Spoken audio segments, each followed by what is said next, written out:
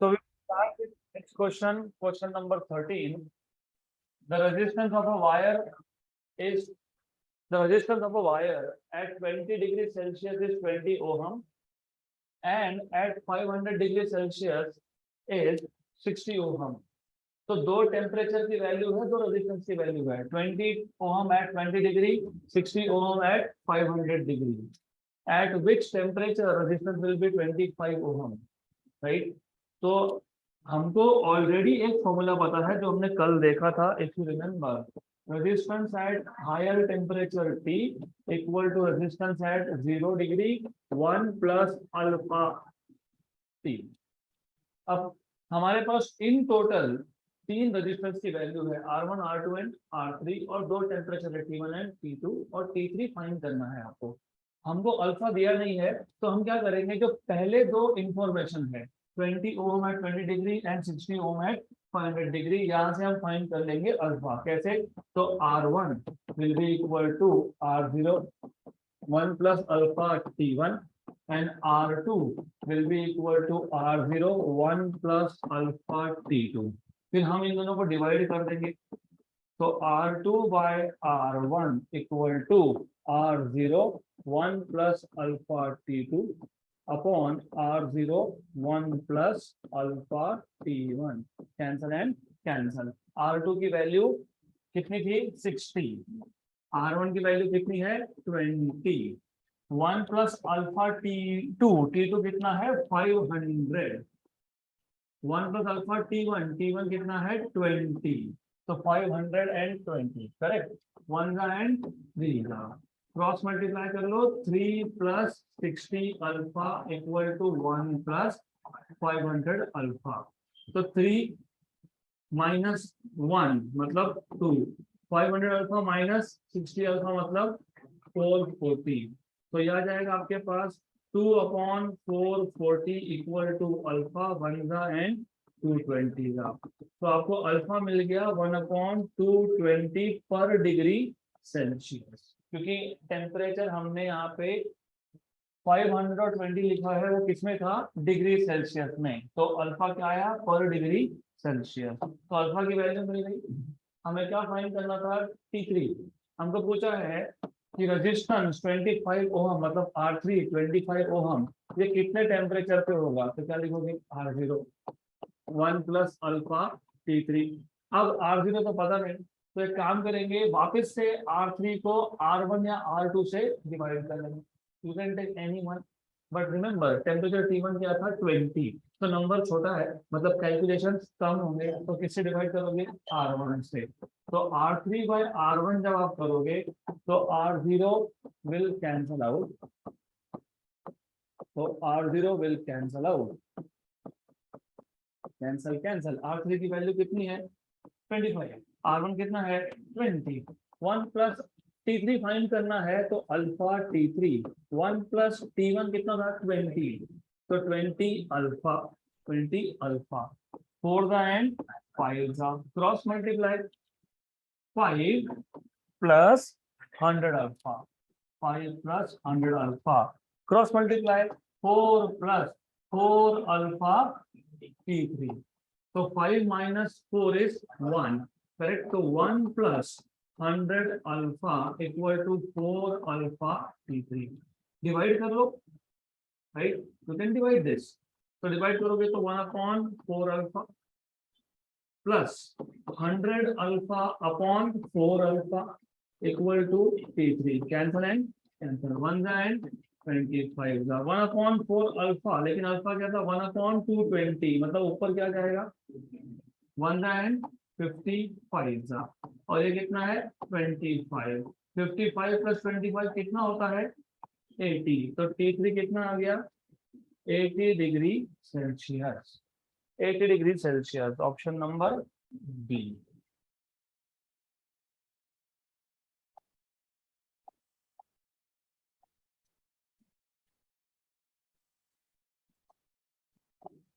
Next question. A current in the wire is given by the equation I equal to 2x square minus 3t plus 1. नहीं हो सकता. क्यों नहीं हो सकता? बताता हूं मैं. इक्वेशन गलत है। The charge through cross section of wire in time interval t equal to 3 second to t equal to 5 second is, तो यहाँ पे भी थोड़ा सा करेक्शन है, this is also some correction over here, right. तो आपको ये पूछा है, हमारे पास एक वायर है जिसमें से current is given by the equation, you know how do you define current, charge per unit time, तो dq बाय dt। इसका मतलब यहाँ पे you cannot have x, so you will have here t, तो यहाँ पे क्या होना चाहिए t, क्योंकि चार्ज अपॉन टाइम क्या है, करंट, तो current is a function of time and not a function of distance, x क्या है, डिस्टेंस। तो ये आपको क्वेश्चन पढ़ते से समझ में आना चाहिए कि क्वेश्चन में भी गलती है, तो यू शुड इमीडिएटली रियलाइज कि there is something wrong here. Then हमको ये पता है, इफ यू रिमेम्बर, थोड़ा सा मैं ऑफ द टॉपिक जाऊंगा क्योंकि ये बेसिक मैथमेटिक्स पता होना चाहिए, बेसिक मैथ्स कहाँ पे कौन सा कॉन्सेप्ट अप्लाई करना है वो पता होना चाहिए। अगर आपको डिस्प्लेसमेंट पता है, वेलोसिटी फाइंड करना है, तो आप लेते हो डेरिवेटिव। अगर आपको वेलोसिटी पता है और डिस्प्लेसमेंट फाइंड करना है तो आप करते हो इंटीग्रेट, राइट, इंटीग्रेशन। तो सिमिलरली अगर आपको चार्ज पता है और तो आप डेरिवेटिव लेते हो और वहां से मिलता है करंट। हमारे पास उल्टा है, यहाँ पे करंट का इक्वेशन दिया है और चार्ज पूछा है, तो क्या करोगे, dq equal to I dt, और फिर क्या करोगे, इंटीग्रेशन। लेकिन कितने से कितने टाइम के बीच में, 3 से 5 सेकेंड। तो यहाँ पे dq का इंटीग्रेशन होगा q, जैसे dx का x, dt का t, dq का q। Integration from 3 to 5, what is the equation of I, 2t square minus 3t plus 1, और यहाँ पे क्या आएगा, dt। अब यहाँ पे 3 टर्म्स है, तो तीनों को स्प्लिट करके इसका इंटीग्रेशन कर लो, सिंपल। तो therefore charge q will be equal to integration, पहला term 2t square dt from 3 seconds to 5 seconds, right, minus integration 3t dt from 3 seconds to 5 seconds plus dt from 3 seconds to 5 seconds, right। then 2 क्या है, constant, integration किसका बचा, T square का, T square D T from 3 to 5। मैं shortcut भी यहाँ पे use कर सकता था, लेकिन not all of you have mathematics, तो एक एक स्टेप आपको पता होना चाहिए। तो 3 कांस्टेंट बाहर, integration T D T 3 to 5 plus integration D T from 3 to 5। Then you should know T square का इंटीग्रेशन कितना, टी क्यूब बाई 3, और बाहर कौन था, 2, तो T cube by 3 to 5, then minus T का इंटीग्रेशन कितना, T square by 2, T square by 2 कहां से कहां तक, 3 to 5, डी टी का इंटीग्रेशन कितना, ओनली टी फ्रॉम 3 to 5। अब ये 3 कांस्टेंट है, इसको बाहर निकाल दो, 2/3, अपर लिमिट 5 का क्यूब 125 माइनस लोअर लिमिट 3 का cube 27 minus 3/2, 5 square is 25, 3 square is 9 plus 5 minus 3, clear. Then 25 में से 27 गया तो 98 आता है, अप्रोक्सीमेटली 99 मान लो, 99 तो कितना, एक्चुअली 32 पॉइंट समथिंग, हमने क्या लिया 33, remember this, actually 32 point something. ये 3/2 और ये 16, 1 and 8 plus 2, 5 minus 3 2, how much, 66 में से 24 गए, 66 में से 24 गए, 42 में 2 ऐड किया, 44, करेक्ट। लेकिन ये एक्चुअली 66 था नहीं, ये 65 पॉइंट समथिंग था, क्योंकि ये 32 पॉइंट समथिंग था, तो ये 65 पॉइंट समथिंग था, उसमें से आपने 24 माइनस किया तो 41 पॉइंट समथिंग हुआ। 41 पॉइंट समथिंग में 2 ऐड किया तो 43 पॉइंट समथिंग, फिर 43 point something, 43.34 coulomb, option number B.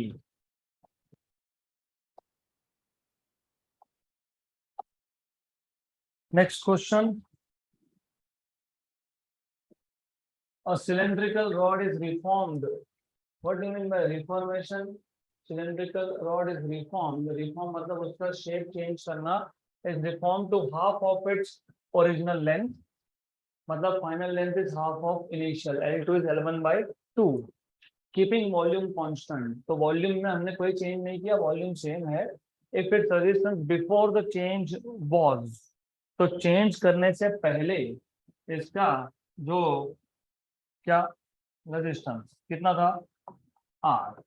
So resistance before this change it was R. Then the resistance after the reformation is. तो reform मतलब change करने के बाद resistance कितना होगा। तो पहले क्वेश्चन को थोड़ा डायग्रामेटिकली समझ लेते हैं। It is a very simple question. तो for example let's say I have a rod, तो this is the rod, then इसका जो इनिशियल लेंथ है, मान लेते हैं इसका इनिशियल लेंथ है L1, इसका इनिशियल रेडियस है R1। Remember small r stands for radius, correct. इसका इनिशियल रेजिस्टेंस है कैपिटल R। ऐसा क्वेश्चन है, रॉड है, देयर इज सम लेंथ, उसका रेडियस R1 मान लेते हैं, रेजिस्टेंस कितना है R। अब इन्होंने बोला है कि इसको रिफॉर्म करना है। रिफॉर्म मतलब इसका शेप चेंज करना है। शेप चेंज करने में लेंथ कितना कर दिया, हाफ। लेंथ हाफ किया लेकिन वॉल्यूम क्या है, सेम। वॉल्यूम सेम है, लेंथ कम किया तो रेडियस बढ़ेगा, तो radius will increase. Now the radius will become R2 and length will become L2, but L2 is half of L1 and they're asking you what is R2। Question समझ में आया? हमने rod के length को half किया तो resistance में क्या चेंज आया, this is what they are asking you, what is the new resistance. तो ऑब्वियसली क्वेश्चन देख के एक बात तो समझ में आ गई कि लेंथ का इंफॉर्मेशन है, रेजिस्टेंस पूछा है, लेकिन रेडियस का इंफॉर्मेशन है क्या नहीं, क्योंकि ऐसा तो नहीं होगा ना कि लेंथ हाफ तो रेडियस डबल, ऐसा नहीं होता है। तो फिर एक क्या कर सकते हैं हम लोग, what we can do is, you already know volume constant. Volume constant मतलब initial volume equal to final volume, and of course volume of cylinder is area into length, A1 L1 equal to A2 L2, and obviously area is pi r square, so pi r1 square L1 equal to pi r2 square L2, so pi cancel। हमारे पास information R1 और R2 का नहीं था, तो R1 by R2 का square equal to L2 by L1, equation number 1। तो कम से कम ratio मिल गया R1 by R2। अब आपको पता है resistance is proportional to length upon area, but area itself is proportional to R square. तो resistance is proportional to L upon R square. मतलब मैं R2 by R1 अगर करता हूँ, R2 by R1 that will be L2 by L1 and R1 by R2 का square, correct. Directly proportional to length, inversely proportional to R square, R2 L2 R2 square, correct, correct, clear है तब। What is R1 upon R2 square, L2 by L1, right? But from equation number 1,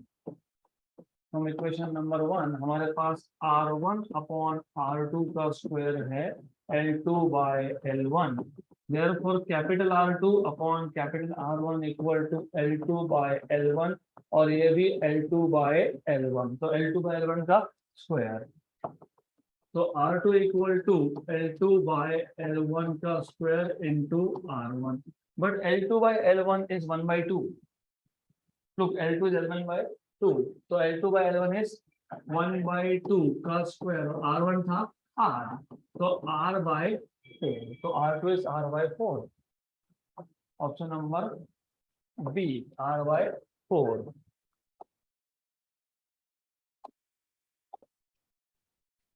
Next question can be solved orally. So we will first simplify this network little bit, पहले तो question क्या है देख लो, equivalent resistance between A and B for the following circuit test. तो हमारे पास एक सर्किट दिया है, उसमें ए और बी इसमें इक्विवेलेंट कितना आएगा ऐसा पूछा है। तो you know what should be equivalent, कैसे सॉल्व करते हैं उसको पता है। तो what you are suppose to do is number one, ऊपर के दो, क्योंकि ये सी जंक्शन पॉइंट नहीं है, जंक्शन पॉइंट नहीं तो सीरीज में है ये, I think it is looks like 5 to me, तो ठीक है 5 और 8 13, तो ये 5 है ये 8 है, these two are in series, तो 5 + 8 13। अब ये 13 और ये 6 पैरेलल में, तो 13 और 6 पैरेलल में, मतलब ये जो रेजिस्टेंस है मैं इसको नाम दे देता हूँ कितना, आरपी बोल देते हैं। तो आरपी क्या आएगा पता है आपको, 13 × 6 अपॉन 13 + 6। तो पहले तो हमने क्या किया, इसको सीरीज में ले लिया, 5 और 8 13, 13 और 6 पैरेलल में, 13 × 6 इज 78 अपॉन 19, करेक्ट। तो ये ऊपर का पूरा मिला के क्या गया, 78/19, 78/19, वेरी गुड। इसका मतलब ये होता है, इसका मतलब ये होता है, इसका मतलब क्या होता है, इसका मतलब ये होता है कि मैं ये तीनों को हटा के एक सिंगल लगा सकता हूँ, लगा सकता हूँ क्या, यस। तो वो सिंगल का वैल्यू क्या आएगा, क्या आएगा वैल्यू, 78/19, तो ये आ जाएगा आपके पास 78/19। अब ये 4, ये 78/19 और ये 5 इन सीरीज, किसमें है, इन सीरीज। तो सीरीज के लिए क्या करते हो, एडिशन। तो फाइनली ए और बी में इक्वल कितना होगा, 4 + 78/19 + 5, 4 + 5 9, 9 + 78/19, 19 9 का नहीं आता होगा तो 19 10 का आता है, 190, उसमें से 19 माइनस कर लिया तो 171, 171 में 78 ऐड किया तो 249, 249/19 नहीं पता होगा तो 250/20 कर लो, 250/20 कर लिया तो 12.5, तो आंसर 12.5 के ऊपर जाएगा, 13 पॉइंट समथिंग, तो 13 पॉइंट समथिंग, तो 13 point something 13.1 done.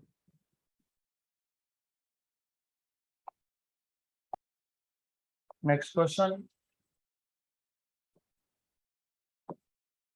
a rod of certain metal is 1 meter long, मतलब length is 1 meter and 0.6 centimeter in diameter, मतलब radius is 0.3 centimeter, तो 0.3 × 10⁻² meter, मतलब 3 × 10⁻³ meter, its resistance is 3 × 10⁻³ a disc of the same material, same metal, disc same metal का मतलब specific resistivity, मतलब specific resistance, resistivity is same, disc of same metal is 1 mm thick and 2 centimeter in diameter, मतलब radius is 1 centimeter, मतलब 10⁻² meter. What is the resistance between the circular faces? तो पहले question समझ लो, बहुत easy question है, it is very simple. So for example, what they're trying to tell you is, हमारे पास पहले case में एक रॉड है और रॉड का आपको लेंथ भी दिया है, रॉड का आपको डायामीटर भी दिया है, तो डायामीटर से आपको मिल जाएगा रेडियस, रेडियस से मिल जाएगा एरिया। तो this is what they are trying to tell you. So in the first case, this is rod. So length of rod is given to you. Length of rod. What is length of rod? 1 meter. So what I will do is थोड़े से shortcut use करेंगे. This is, let us say, length of rod, r rod, and here this is radius of rod, r rod. ये पहला case. दूसरे case में आपको क्या दिया है, डिस्क। आपको बताया है in second case what you have is a disc. You know what is a disc, disc looks something like this. तो ऐसा हमारे पास एक डिस्क है, डिस्क का जो थिकनेस है, थिकनेस क्या बन जाएगा, लेंथ, क्यों लेंथ, क्यों लेंथ, वाई, वाई बिकॉज आपको पूछा है resistance between circular faces. Resistance between circular faces मतलब पहले समझ लो, हम जब लिखते हैं ना यहाँ पे क्या लिखते हैं हम लोग लिखते हैं resistance is proportional to length upon area, area is proportional to r², तो हम ऐसा लिखते हैं, करेक्ट। तो जब आप एरिया की बात करते हो, एरिया कौन सा, सर्कुलर फेसेस का, तो दो अपोजिट फेसेस में जो लेंथ आता है उसको यहाँ पे लेते हैं लेंथ। तो जिस दो अपोजिट फेसेस में आप रेजिस्टेंस मेजर कर रहे हो, आप एक इस तरफ और एक दूसरा फेस उस तरफ, तो दोनों फेसेस में जो डिस्टेंस होता है उसको क्या लेते हो, लेंथ। यहाँ पे इस केस में आप रेजिस्टेंस मेजर कर रहे हो अपर एंड लोअर फेस में। अपर एंड लोअर सर्कुलर फेस में जो डिस्टेंस आएगा वो कौन है, थिकनेस, उसको क्या मानोगे, length. This is important thing, ये पता होना चाहिए। तो जैसे यहाँ पे आपने लिखा रेजिस्टेंस, किसका रेजिस्टेंस, रॉड का resistance is proportional to length of rod and radius of rod. अब कुछ कुछ बुक्स में क्या किया है, इन सम बुक्स यहाँ से आपको दे दिया रेजिस्टिविटी, यहाँ से रेजिस्टिविटी फाइंड किया है, फिर सेकेंड फॉर्मूला में डाला है, पर सेम मेटल का मतलब क्या होता है, रेजिस्टिविटी सेम। तो हम ऐसा कुछ नहीं करेंगे, हम नंबर ऑफ स्टेप्स कम करेंगे। तो हमको ऑलरेडी पता है, क्या पता है हमको, क्या पता है, मेटल क्या है, सेम।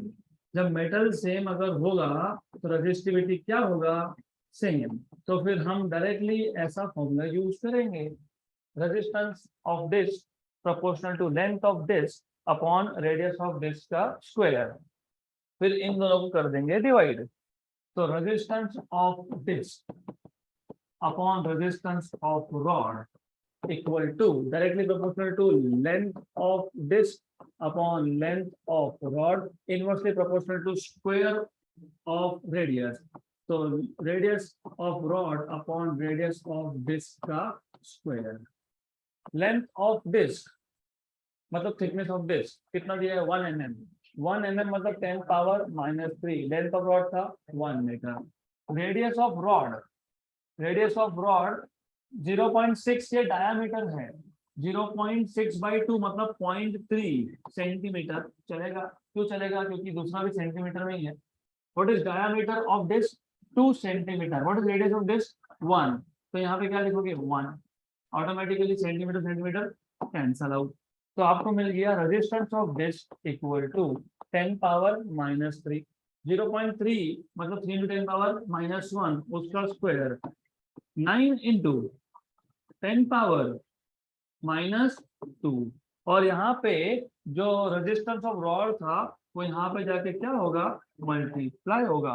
10 पावर -3 -2 कितना हो गया, -5। और रेजिस्टेंस ऑफ रॉड कितना था, 3 × 10 पावर -3। 3 × 10 पावर -3 मतलब 27 × 10 पावर -8 मतलब 2.7 × 10 पावर -7 क्या, ओहम। किसका रेजिस्टेंस है ये, डिस्क का।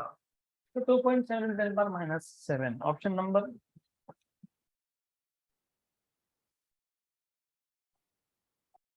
नेक्स्ट क्वेश्चन,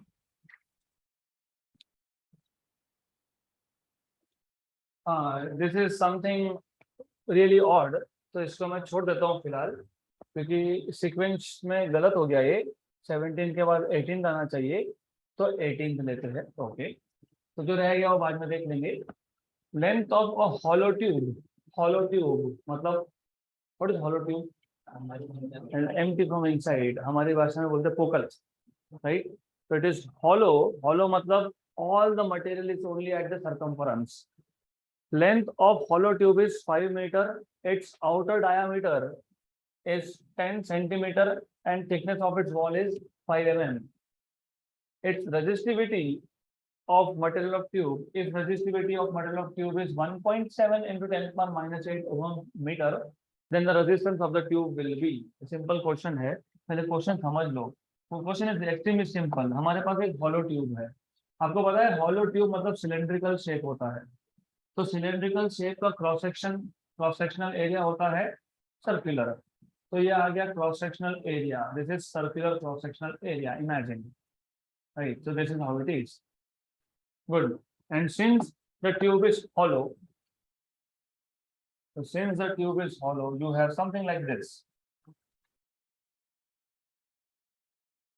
तो ऐसा ट्यूब है जिसमें मटेरियल जो है वो अंदर नहीं है, तो पूरा का पूरा मटेरियल कहाँ पे है, कहाँ पे है, इस रीजन के अंदर। ओनली मटेरियल इज हियर, क्योंकि मटेरियल यहाँ पे है, इसका मतलब ये भी होता है कि जो रेजिस्टेंस आएगा वो सिर्फ इतने पार्ट से आएगा, ये पूरे पार्ट से आएगा। तो resistance of this tube will come from only where there is material, जहां जहां मटेरियल है वहीं से रेजिस्टेंस आने वाला है, जहां पे मटेरियल ही नहीं है वहां से रेजिस्टेंस भी नहीं आएगा।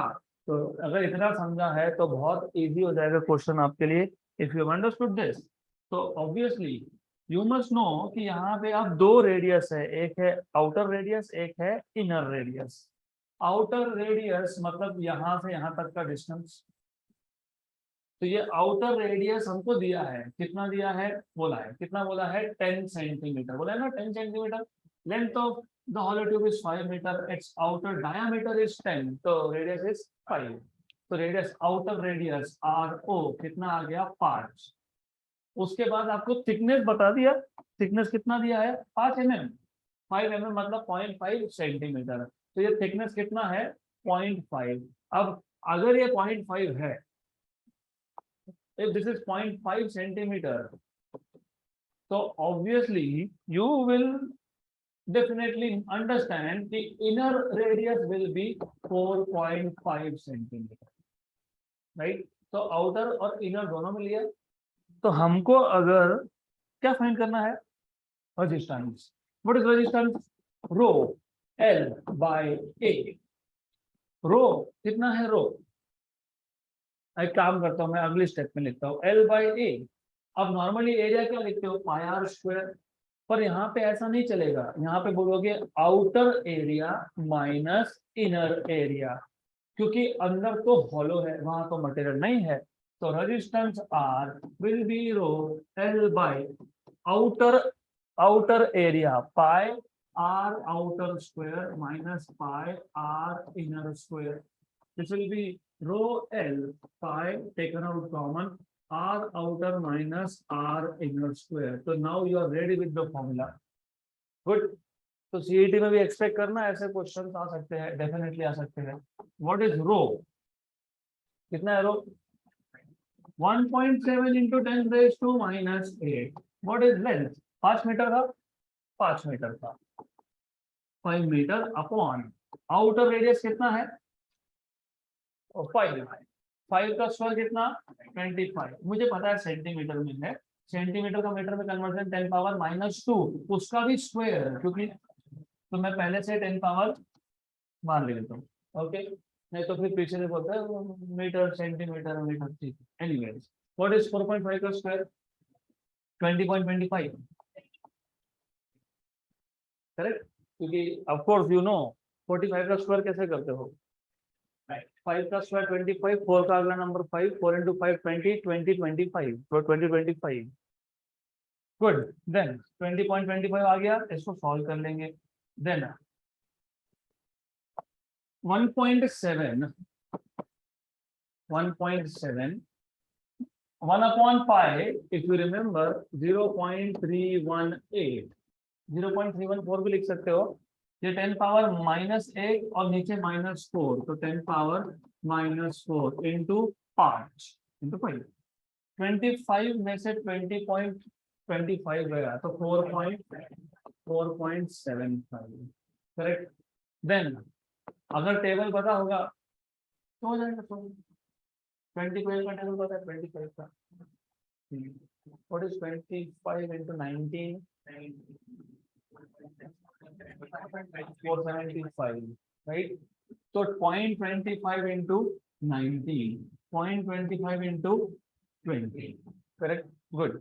देन अब if you want to do more approximation करना है तो कर सकते हो, कैसे कर सकते हो, ये इसका पॉइंट हटा दो, इसका पॉइंट हटा दिया, इसको दे दिया, तो 1.7 और ये कितना 1.7 और ये 20 का 10 निकाल के इसको दे दिया, तो 17 इंटू 2 इंटू 0.318 अपॉन 19 और 10 पावर माइनस 4, 17/19 0.9, तो 0.9 रफली 0.9 चलेगा।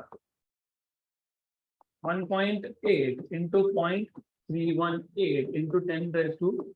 अब ये 318 इतना लिखने की जरूरत नहीं है, यू कैन जस्ट से 0.32, और 0.32 करने गए तो ये पॉइंट भी शिफ्ट कर दो और इसको 10 का पावर 1 से बढ़ा दो, करेक्ट। तो 3.2 इंटू 1.8, 32/18 का कितना होता है, उस पर करना नहीं, 32 10 का कर लो, कितना 320 माइनस 64,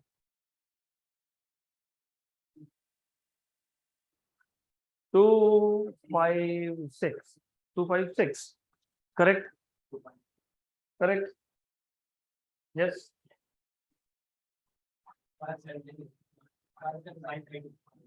तो आई आर टेलिंग मी 256, मैंने बोला 32 इंटू 1.8, आप मुझे बता रहे हो 32 into 0.8। In short 32 into 18, 32 into 18 होता है 640 में से 64 माइनस करना, वो होता है कितना 576। तो 5.76 कितना आया ये 5.76 इंटू 10 पावर -5। हम क्या फाइंड कर रहे थे, आर, तो किसमें आएगा ओहम में। तो देखो ऐसा कुछ आसपास आता होगा तो ऑप्शन नंबर डन। तो where to save time is also important. तो यहाँ पे ध्यान दो, you could have saved around 2 minutes in doing calculations, because इस स्टेप में ही क्लियर हो गया था कि आंसर 5 पॉइंट समथिंग आएगा। कैसे क्लियर हो गया था, you see, I'll just take this on to next page। तो अब ऐसा है 1.7 और नीचे है पाई होता है 3.14, 3.14 रफली स्पीकिंग, 1 2 एक्चुअली 2 से कम आएगा, right, 1 point something, right. Then 1 and 2.5 नीचे कितना है 4.75, और ये 10 पावर -4 और ये -8, तो 10 पावर रफली 1 and 2, रफली 1 and 2, what is 1/2, 0.5 into 10 power -4, मतलब 5 इंटू 10 पावर -5, राइट। तो हमेशा नंबर्स के साथ यू हैव टू, बहुत कुछ आपको सीखना है अब कैलकुलेशन सिंपल करने के लिए। That is why I will not keep it here, I want you to think about some tricks. अगला क्वेश्चन है, remember this question is really important. ये समझ में आ गया तो करंट इलेक्ट्रिसिटी के 20% क्वेश्चन खत्म। 8 resistances, each of resistance 5 ohm, हमारे पास 8 रेजिस्टेंस है, हर एक का रेजिस्टेंस कितना है 5 ohm, are connected in the circuit as shown in figure. The equivalent resistance between A and B is, तो मैंने आपको कल एक ट्रिक बताई थी, I told you कि कभी भी सबसे पहला काम जिन 2 पॉइंट्स में आपको इक्विवेलेंट निकालना है उसको मार्क डाउन करो, उन्होंने ऑलरेडी मार्क डाउन करके दिया है। तो what you have here is, ये A है, ये B है, इसको सबसे आखिरी में सॉल्व करेंगे। अब इस क्वेश्चन को सॉल्व करने के लिए बहुत ज्यादा स्टेप्स लगते हैं, तो we have to reduce number of steps. तो एक मेथड उसमें से ये है, which of course I can not tell you, हर एक स्टेप तो नहीं बता सकता, मैं लिख के नहीं दे सकता, लेकिन at least you need to remember one thing, कभी भी ऐसा पॉइंट ढूंढो पूरे सर्किट में, ऐसा पॉइंट ढूंढो जहां पे सर्किट को ओपन करने के बाद, मतलब ब्रेक करने के बाद सारे के सारे कंपोनेंट सर्किट में ही रहने चाहिए। अगर मैं यहाँ ओपन करता, तो फॉर एग्जांपल अगर मैं यहाँ पे ओपन करता तो फिर क्या होता, ये 1, ये 1, ये 2, ये 3 सर्किट के बाहर गए, राइट, क्योंकि यहाँ पे सर्किट ओपन हो गया। ओपन हो गया मतलब यहाँ पे करंट को भी जाने का डायरेक्शन नहीं है, मतलब ये तीनों सर्किट के बाहर, तो नहीं ब्रेक कर सकते। फॉर द सेम रीजन ये भी ब्रेक नहीं कर सकते, फॉर द सेम रीजन यहाँ पे भी ब्रेक नहीं कर सकते, फॉर द सेम रीजन यहाँ भी नहीं कर सकते। मतलब basically there is only one point that is right here where if you break. इसको अगर मैंने ब्रेक भी कर लिया तो मैं एक काम करूंगा, if I break this for example, मैं इसको अगर ब्रेक भी करता हूँ तो still what I can do is, इसको ब्रेक कर लिया और कनेक्शन ऐसे कर दिए, क्योंकि ये जंक्शन था तो ये कनेक्टेड रहेगा। करेक्ट, जंक्शन पॉइंट पे ये चार 4 डिफरेंट वेज थे, इसको ओपन कर दिया ये और ये कनेक्टेड है। Right, now what do you see, सबके सब आ रहे हैं, all of them are same, तो सारे के सारे रेजिस्टेंस कितने हैं, 5 ओम के, कितने हैं 5 ओम, तो मैं सबको क्या बोल सकता हूँ आर। तो now as you can see ये दोनों दे आर इन सीरीज, मतलब these two resistances are in series and obviously ये दो सीरीज में है तो ये दो भी सीरीज में है, तो ये दोनों को हटा के मैं एक सिंगल लिख सकता हूँ, कितना 2R, ये कितना 2R, क्योंकि R plus R is 2R। Remember this is important thing. यहां तक समझा? Did you understand this? Yes और नो? Yes, very good. तो what we could have done is, अब ऐसा करेंगे, what I will do is something like this. Good. तो ये दो हटा के कितने लगाओगे, एक, उसका रेजिस्टेंस क्या होगा 2R। How much 2R।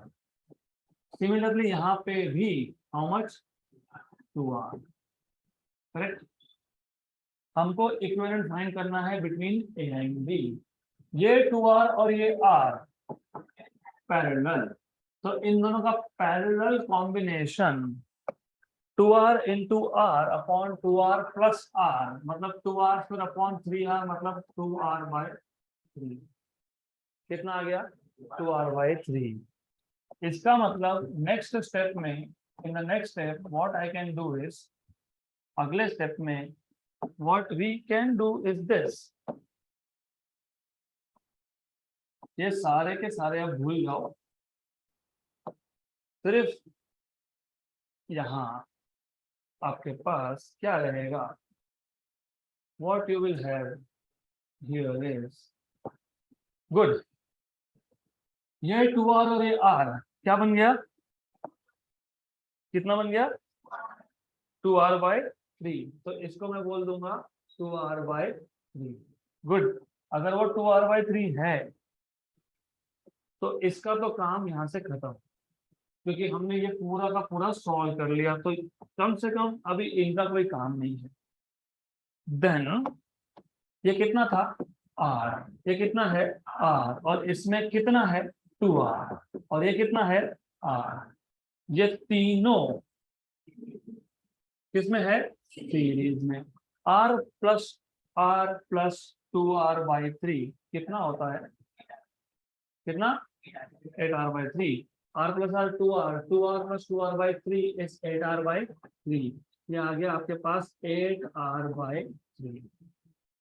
अब एट लास्ट अगर आप देखोगे ये 8R by 3, ये R और ये 2R सारे के सारे है बिटवीन ए एंड बी, तो जो फाइनल सर्किट बनेगा, यहाँ पे एक रेजिस्टेंस है, यहाँ पे एक रेजिस्टेंस है, और here you have one resistance, this is point A, this is point B, this is R, this is how much 2R and this is how much 8R by 3 and these three are in parallel।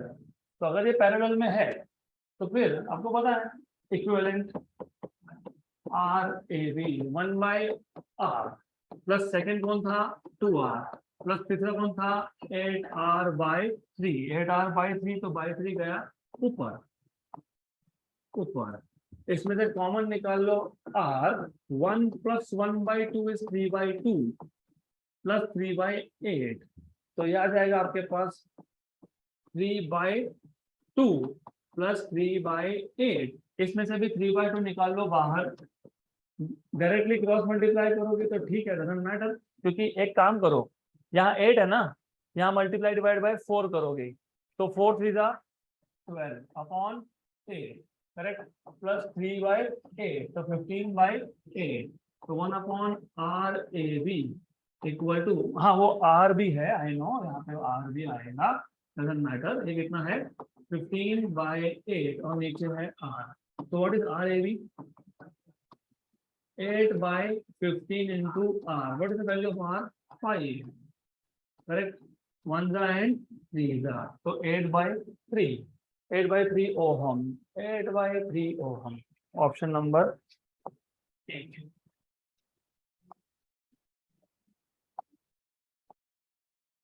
Next question. Very good. Excellent. The equivalent resistance between A and B in the network shown in figure is. So again I will tell you a trick which is very useful. तो वापस वही चीज है, क्या, break the circuit such that all the components remain in the circuit. अब उसको exactly क्या बोलते हैं मुझे नहीं पता, this is what I have made for myself, so I don't know what it is called really. तो एक काम करेंगे, ये तो और भी इंटरेस्टिंग है, राइट, एक काम करो, ये जो पॉइंट है ना, ये पॉइंट ब्रैकेट, और इसको ऐसा ऊपर उठा के रख दो, यहाँ से इसको उठाओ, कहाँ पे जाएगा, सीधा ऊपर, कहाँ जाएगा, ऊपर, वेरी गुड। तो what I will do is, just a minute, तो मैं इस पॉइंट से इसको खींचूंगा, सीधा इसको ले जाऊंगा ऊपर, मतलब ये यहाँ से गायब होगा, तो इसको यहाँ से कर देंगे गायब, it disappears from here and it appears somewhere else, आपके जैसा क्लास छोड़ना और कहीं और दिखना। तो sorry for this poor joke, I know jokes are poor really. So what you will have is, so what you will really have is this, यहाँ से जो मैंने ऊपर उठाया था ये सीधा गया यहाँ पे, और इंटरेस्टिंगली यहाँ पे जाने के बाद हमारा काम और आसान हुआ, क्यों हुआ पता है आपको? याद है मैंने आपको ट्राइंगल का कुछ तो बताया था, 2R/3, मतलब यहाँ पे जो रेजिस्टेंस है वो भी R है, यहाँ पे भी R है, इसका मतलब ये, विच मीन्स कि जब मैं इसको नेक्स्ट स्टेप में लिखूंगा तो अगले स्टेप में व्हाट विल हैपन इज, ये पूरे के पूरे ट्राइंगल का इक्विवेलेंट कितना आएगा, 2R/3, मतलब I will write this as 2R/3। हमको A और B इसमें फाइंड करना था इक्विवेलेंट, तो ये R, ये 2R/3 और ये R, अभी किया था आपने 8R/3, ये आ गया 8R/3, और ये कितना है, और ये किस में है, दोनों सीरीज में, पैरेलल में, तो RAB यू नो पैरेलल में R1 into R2, मतलब 2R/3 into 2R upon R1 plus R2, 2R/3 plus 3, कितना, हाँ 8R है, ओके 8R, नीचे ऊपर यहाँ पे 8R/3 और AB 8R, मैटर, ठीक है। देन क्या करोगे, इसको सॉल्व, मतलब नीचे से क्या कॉमन निकाल लोगे, 3, only 3, stop passing loose comments, it is better for you, right? I hope you understand. So 8R/3 into 2R, 2R common, यहाँ पे आएगा 4, क्योंकि 2R कॉमन निकला, 4/3 प्लस 1 कैंसल एंड कैंसल, तो 8R/3 upon you will have 7/3 cancel cancel, तो 8R/7 है क्या, ये गलत लिखा है, इट वुड बी 8R/7, इन्होंने लिख दिया 8/7R, ठीक है, option number B, done. So that's it for today.